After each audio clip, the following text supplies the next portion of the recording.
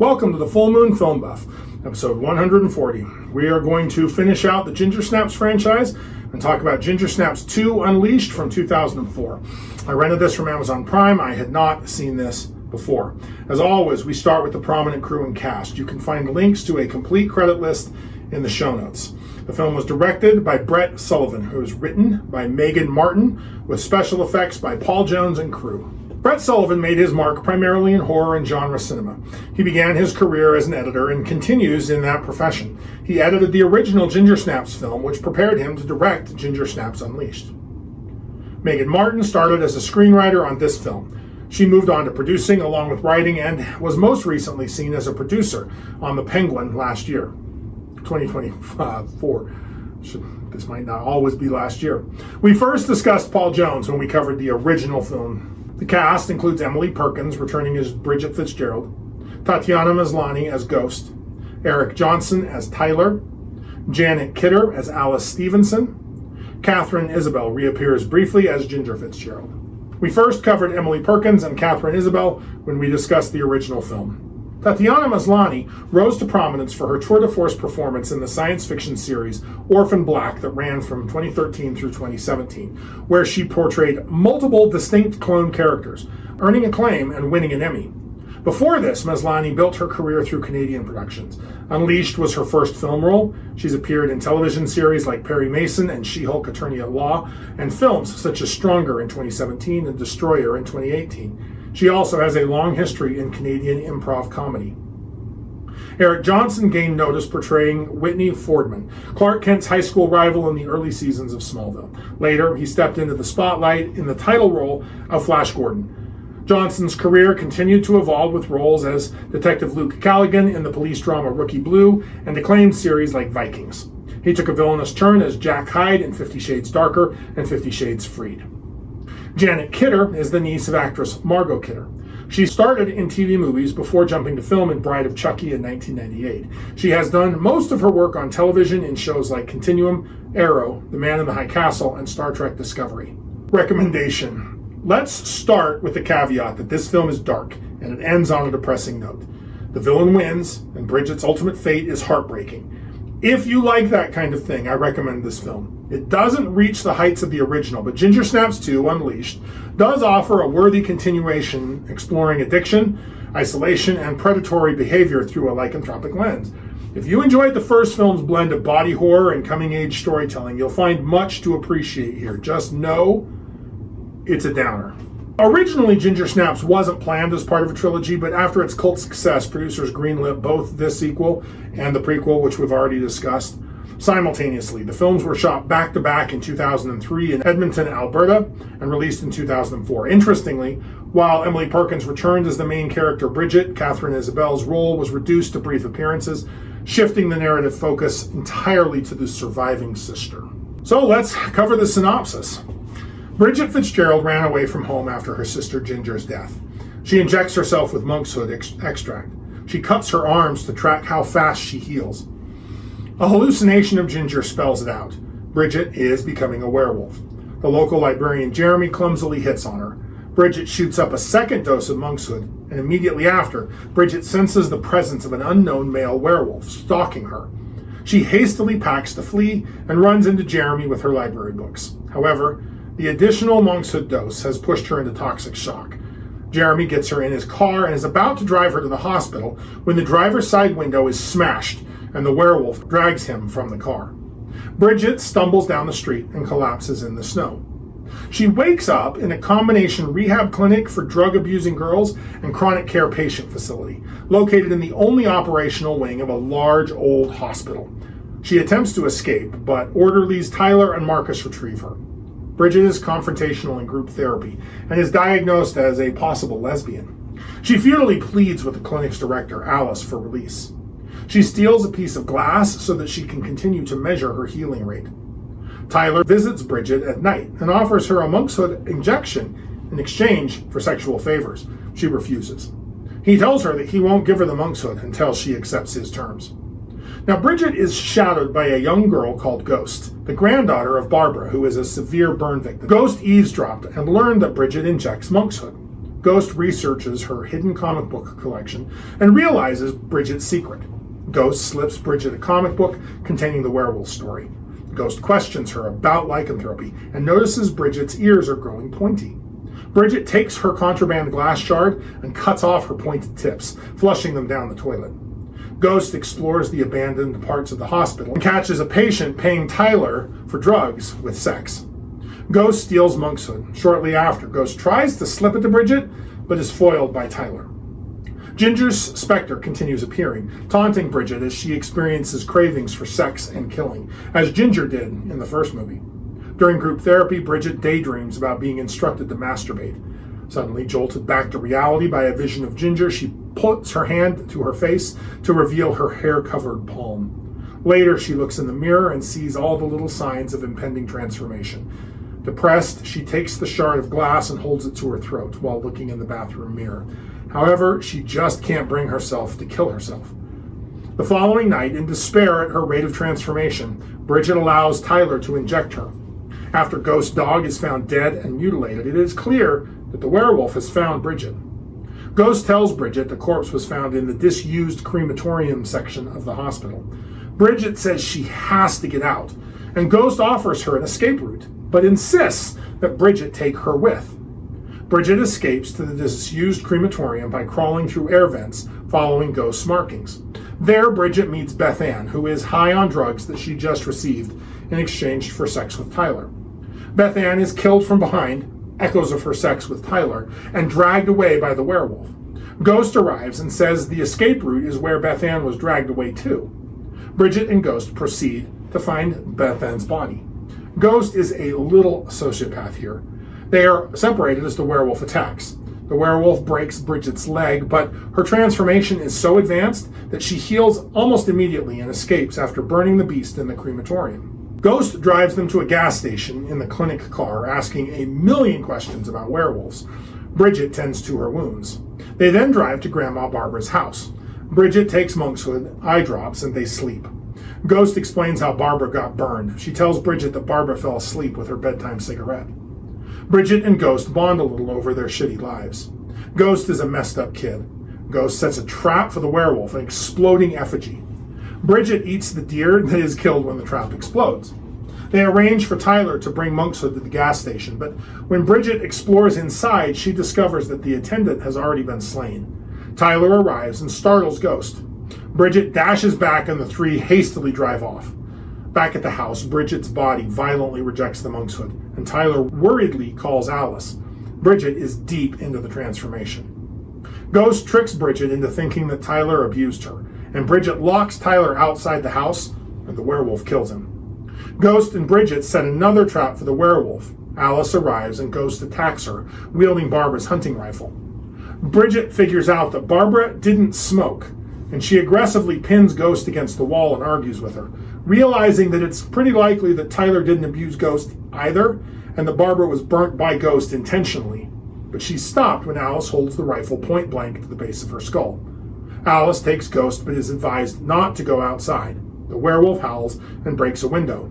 Alice takes Ghost to the attic with her to seek refuge from Bridget and the werewolf. Bridget's transformation is almost complete when the werewolf enters the house. She lures him into place, and when Ghost distracts the werewolf by dropping a heavy curling stone, Bridget stabs him. The werewolf bites her on the arm. They struggle, and after she repeatedly bashes his head in with a curling stone, they fall into the basement, which has been turned into a pit of death, using a set of mattress springs holding a wide variety of sharp objects.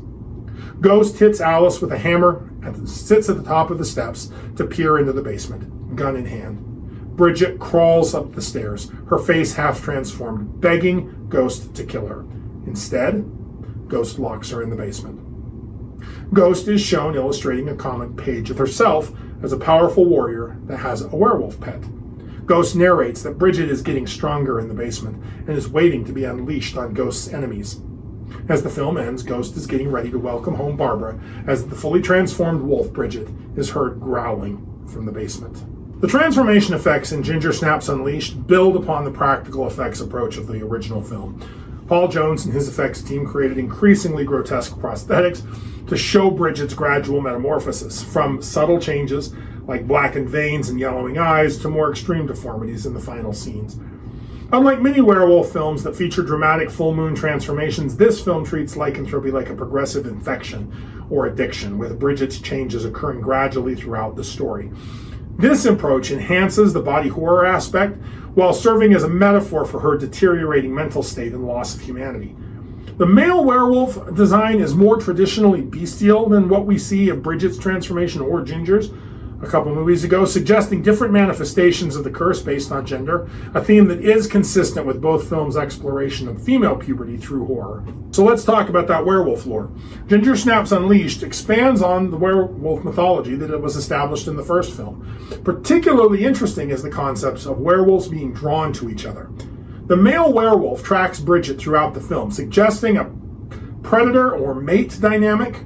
The film also elaborates on monkshood as a treatment rather than a cure, creating a dependency metaphor that parallels drug addiction. Unlike traditional werewolf films where the curse is binary, human or wolf, the Ginger Snaps trilogy portrays lycanthropy as a spectrum, with infected individuals gradually losing their humanity as the disease progresses.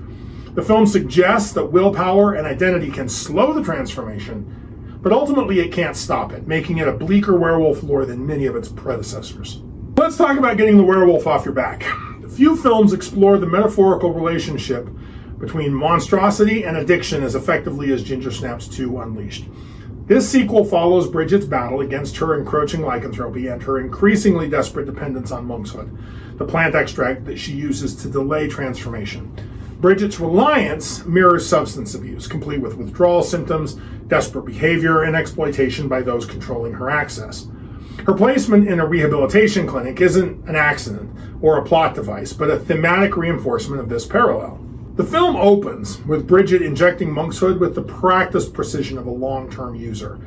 When she collapses and awakens in the Happier Times Care Center, we witness her experiencing dual withdrawal from both the monkshood and her humanity. The clinic setting provides the perfect backdrop for the exploration. When Dr. Alice discovers Bridget's self-administered injections, she confiscates her supply, exercising control reminiscent of how rehabilitation centers manage medication access. Alice's power over Bridget's fix creates a dynamic familiar in addiction stories, dependency not just on the substance, but on those who can provide or deny it. Tyler, the clinic's orderly who smuggles contraband, embodies the exploitative drug dealer archetype, offering Bridget monkshood in exchange for sexual favors. Her consideration of his proposition reflects the compromised decision-making and moral boundaries that often accompany severe addiction. Isolation appears as another central theme following Ginger's death, whose ghostly appearances serve as hallucinations or manifestations of Bridget's guilt and fear rather than a real emotional connection. Bridget exists in profound loneliness. The sisters' motto, "Together Forever," has been broken, leaving her to navigate her monstrous transformation alone. The clinic intensifies this isolation. Surrounded by others, Bridget remains fundamentally disconnected, unable to reveal her true circumstances. This mirrors many addicts' experiences of feeling misunderstood and alone despite physical proximity to others. Ghost represents a potential connection, but this relationship is complicated by Ghost's manipulative tendencies and disturbed nature. What makes Unleashed particularly insightful is its portrayal of dependency as cyclical and self-perpetuating. Bridget's use of monkshood paradoxically keeps her tethered to the condition that she's fighting. Like many substance dependencies, her solution becomes part of the problem. The more she relies on monkshood, the more her body builds tolerance, requiring increasingly frequent and larger doses. This isn't sustainable. Unfortunately for Bridget, there is no good solution. This cycle appears visually through her deteriorating physical state and the recurring injection motif. Each injection represents both momentary relief and another link in the dependency chain. When deprived of monkshood, Bridget's withdrawal symptoms accelerate her transformation, demonstrating how attempts to break addiction often trigger the very consequences the addict fears most. By conclusion, Bridget is literally imprisoned in the basement by Ghost. This final captivity serves as a metaphor for how addiction leads not to freedom, but to new forms of confinement, illustrating how addiction might shift, but rarely dissolves without proper intervention. What makes the film so effective is that Bridget's monster is both external and internal, the werewolf she's becoming, and the dependency that's hastening that transformation. This duality captures addiction's essence, a battle not just against the substance, but against the self that craves it. Bridget's story reminds us that sometimes our attempts to escape our monsters only lead us deeper into their clutches, especially when they're faced alone. Now I want to talk about predatory behavior. Unleashed examines predator behavior beyond the literal werewolf that's stalking Bridget.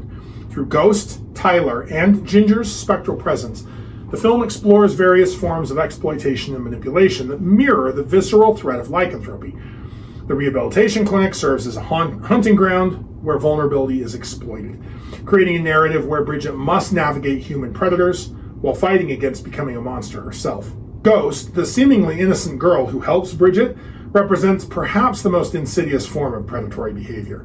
Initially positioned as a potential ally, Ghost gradually reveals herself to be manipulative and dangerous. Her predatory nature operates through illusionary vulnerability rather than brute force. Ghost identifies Bridget's weaknesses, isolation, need for monkshood, and trauma, and exploits them methodically. She fabricates stories about abuse to gain sympathy. Her ultimate act comes when she imprisons Bridget in the basement, deliberately accelerating her transformation. Ghost seeks to replace Ginger while creating her own pet monster. Her predation is particularly disturbing because it masquerades as care, revealing how predatory behavior can disguise itself as something benevolent.